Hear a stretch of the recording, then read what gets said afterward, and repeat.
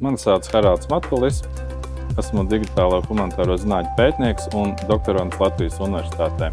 Digitālās humanitārās zinātnes pēta datus digitālā formā.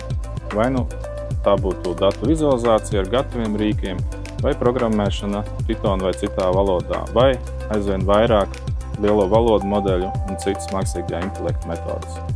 Mana pētnieciskā tēma ir personīgās pieredzes reprezentācija autobiogrāfiskajos materiālos, kur es salīdzināšu divus korpusus – dienas grāmatas un dzīves stāstus, pētot ar digitālām metodēm, kā atšķiras mūsu dzīves rakstīšana dažādos žanros. Doktorantūrā pats galvenais ir labs vadītājs.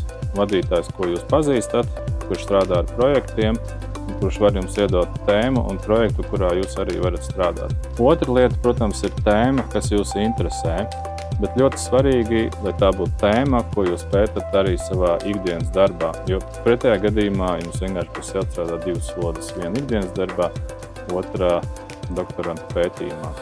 Ja tas jums der, tad doktorantūra ir īstā vieta priekš jums.